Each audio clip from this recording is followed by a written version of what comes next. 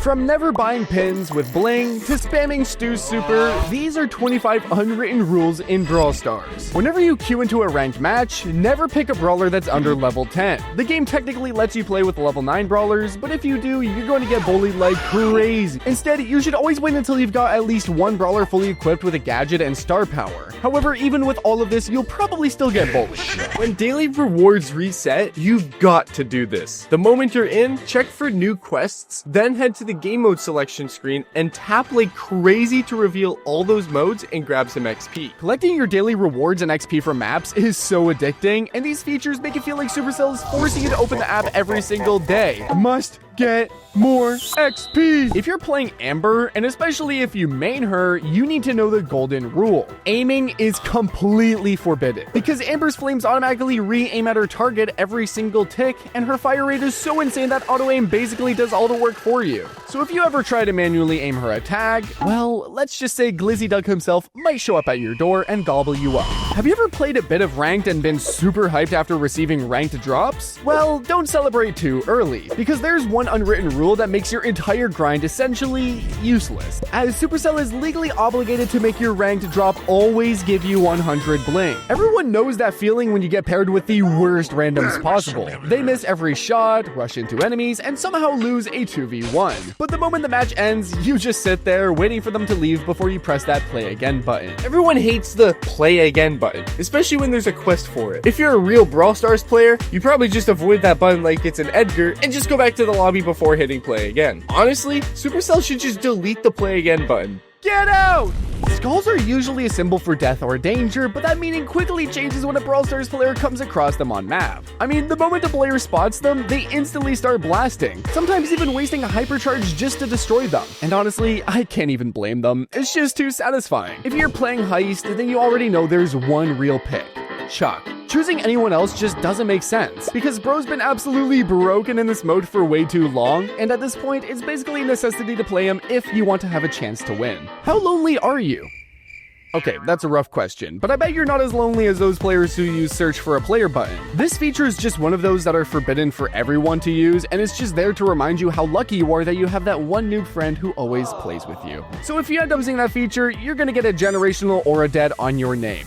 Many players think having a high fame level is something to brag about in Brawl Stars, but it's actually the complete opposite. Mention your fame level in front of your friends and they'll instantly roast you for it. Everyone knows spending credits on fame is basically the most useless flex in the entire game. You waste all your progress and get absolutely nothing in return. Many players think vision gear can be useful on any brawler, but if you put it on a tank, congratulations, you've just donated gold to Supercell. This gear is already pretty weak on its own, but the moment you put it onto a tank brawler, it becomes completely useless. I bet you've wiped out an entire team in Brawl Ball before, and if you did, then you already know what comes next. Spinning around with the ball right in front of the goal is basically a requirement before scoring. However, be careful, because some players get a little too confident with their spins and somehow manage to miss the goal entirely. Everyone knows true gold and silver skins look cool, but let's be real. No one with an IQ over 1 actually buys them, and there's a good reason for that. You see, one true gold skin costs 35,000 coins, which is absolutely insane. For that same amount, you could literally max out a brawler with almost all their gadgets, star powers, and even a hypercharge, and still have around 2,000 coins left over. Those skins are total gold wasters. Everyone knows that true gold and silver skins make you look like a pro, but let's be real. There's one golden rule every player secretly follows after a match. On the finish screen, you always give kudos to the worst player on your team, or even the enemy team. And the best part is when that player rages as he gets solar level kudos. If you're playing Brawl Stars every day, then you probably know you have to complete those daily quests. Yeah, that's right. If you skip them, you're missing out on a ton of XP.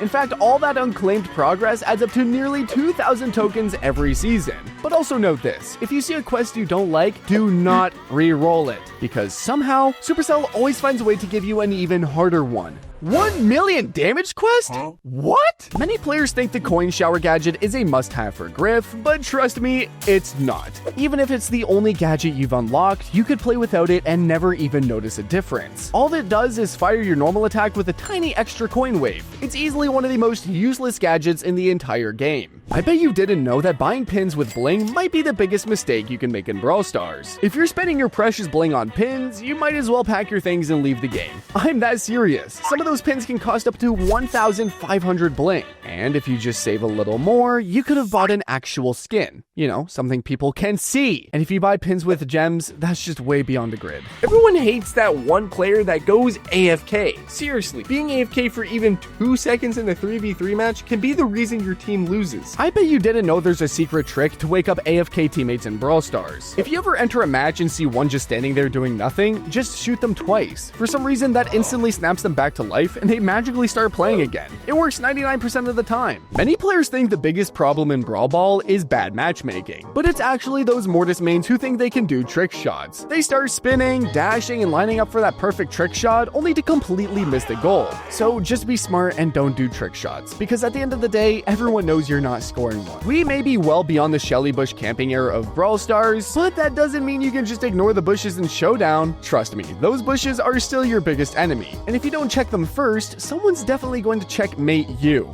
Heh. Get it? Many players think Stu is just a regular brawler, but he's actually one of the most unique brawlers in the entire game. Most players charge his super and just hold on to it instead of using it right away while attacking, but that's the whole point of playing Stu. His super is meant to be spammed mid-fight and not saved for later. This requires a bit of fast finger movement, but that's exactly what separates a true one-ping Stu from a regular noob. Did you know there's a fashion rulebook in Brawl Stars? Okay, not officially, but there's one skin that completely breaks it. This skin is so bad that even the default version looks much better. Of course, I'm talking about Night Witch Mortis. It's supposed to look magical and mysterious, but instead it just looks terrible. Kind of like the Night Witch herself in Clash Royale. Mid. But speaking of skins, everyone knows that one friend who owns literally every skin in the game, yet somehow always picks a legendary one, even when it looks absolutely awful. But of course, that's basically a rule in Brawl Stars. If it's rarer, it's better. I bet you didn't know that when you finally unlock that one brawler you've been dreaming of for ages, there's a secret thing you have to do. When you unlock that brawler, go straight to your profile picture menu and set that brawler as your avatar. It's basically a Brawl Stars tradition at this point. Personally, this was an easy thing for me because I got El Primo immediately when I started the game. Did you know you can actually buy token doublers in the shop? Well, yeah, unfortunately that's true, and it's probably one of the biggest wastes of gems in the entire game. The reason is quite simple. There's a daily limit to how many tokens you can even earn. So if you buy 1,000 token doublers, you'll only fully use them after a week or more. And to make things worse, they're one of the most common star drop rewards anyway. So yeah, just don't buy this offer. Wait for the next shop reset and pray it's not token doublers again. If you're looking to buy a new skin for your collection, you should always try to use your blings first, because if you compare how fast you can earn blings versus gems, it's pretty obvious. Blings are just way more efficient. They were made purely for cosmetics, while gems are meant to actually push your progress. So don't waste your gems on skins unless the skin is gems exclusive. There you have it. More unwritten rules in Brawl Stars. Make sure to subscribe and check out our video on the screen.